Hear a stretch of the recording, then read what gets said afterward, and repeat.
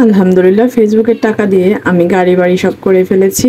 Even আমি Facebook থেকে এ পর্যন্ত কত টাকা ইনকাম করেছি এটাই আজকের এই ভিডিওতে থাকবে। হ্যালো এভরিওয়ান, আসসালামু আলাইকুম। সবাই কেমন আছেন? আশা করি সবাই অনেক বেশি ভালো আছেন।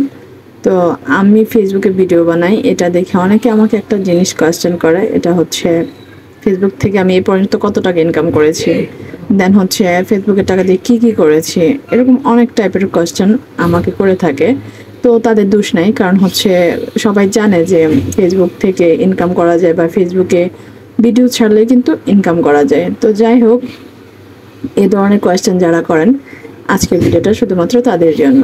কিছু কথা না বললেই নয়, একটা সময় ছিল যখন আমি হচ্ছে ফেসবুক কী জিনিস বা ফেসবুকে ভিডিও কীভাবে ছাড়তে হয় এগুলো কিন্তু কিছুই বুঝতাম না। তবে আমি অনেক আগে থেকে যেহেতু মোবাইল ঘাটাঘাটি করি বা হচ্ছে আমি কম্পিউটার চালাতে জানতাম, তো দেখা গেছে অ্যান্ড্রয়েড ফোন যখন ছিল, এটা হচ্ছে 2009-এর কথা, আমি হচ্ছে ফেসবুক সম্পর্কে জানি।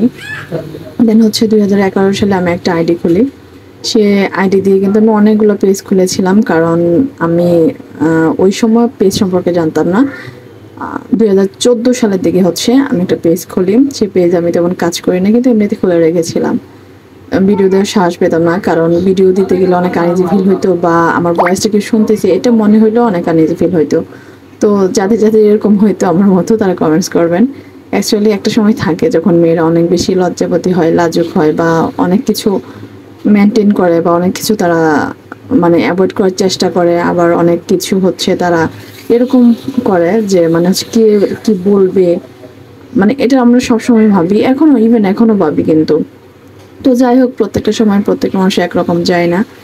তো আমি ভিডিও এডিট করি বা করি, এটা অনেক আগে থেকেই করি। একজ্যাক্টলি সব ডেট টাইম আমার মনে থাকে না। যাই হোক, তো আমি যখন পড়াশোনা করতাম তখন কিন্তু কোনো সাল আমার মনে থাকতো না, আমি একটু গাধা টাইপের স্টুডেন্ট আর কি। তো এই হচ্ছে অবস্থা। আমার মতো কার কার সাল মনে নাই একটু কমেন্টস করবেন।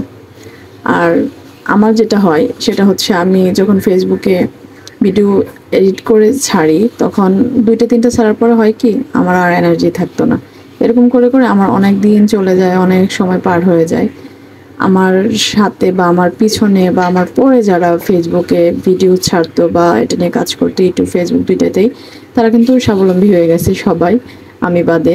আর আমি কয়েকদিন ভিডিও দেওয়ার পর আর দিই না, 10 দিন 12 দিন রেগুলার কাজ করি, আর পর আমার কোনো হদিস থাকে না। তো যাই হোক, সব মিলে হচ্ছে ব্যস্ততার কারণে হয়ে ওঠে না।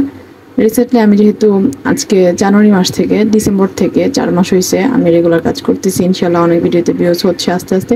আশা করি আরও ভিউজ হবে, সমস্যা নাই। তবে সব কিছুর পেছনে হচ্ছে একটাই, সেটা হচ্ছে ইনকাম। সবাই এটা জানে যে ভিডিও কেন তৈরি করি, ইনকামের জন্য। সবাই এটার জন্যই মেনলি হচ্ছে ভিডিও তৈরি করে থাকে। তো আমি কিন্তু আমার ভালো লাগা থেকে কাজটা করতেছি। ইনকাম আসুক বা না আসুক, আমার ভিডিও বানাতে ভালো লাগে, আর ভিডিও হচ্ছে এডিটিং করতে ভালো লাগে। একটা সময় জানি একটা আর্নিং আসবে, তবে এর আগে হচ্ছে আমি এমনিতেই রেগুলার ভিডিও বানাই, আমার ভালো লাগে বিদায়তে বানাই। তবে এ পর্যন্ত হচ্ছে স্টার থেকে ইনকাম করেছি, স্টার তো কোনো কিছু থেকে ইনকাম আসে না এখন পর্যন্ত, আলহামদুলিল্লাহ। তবে আসবে খুব শীঘ্রই, আশা রাখি। তখন আপনাদেরকে আমি বলবো গাড়ি বাড়ি করেছি, অ্যান করেছি, ত্যান করেছি, সব কিছু বলবো, ঠিক আছে? তো এর আগে আর কেউ কোয়েশ্চেন করেন না, কারণ সবসময় মেন্টালিটি একরকম থাকে না। যখন জিজ্ঞেস করেন, অনেক মানুষের সামনে যখন জিজ্ঞেস করেন, তখন একটু আনইজি ফিল হয় আর কি। যাই হোক, সব মিলে আলহামদুলিল্লাহ ভালো আছি, এবং ইনশাল্লাহ একদিন সফলতার মুখ দেখব। সবাই দোয়া করবেন। Best of luck. Allah Hafiz.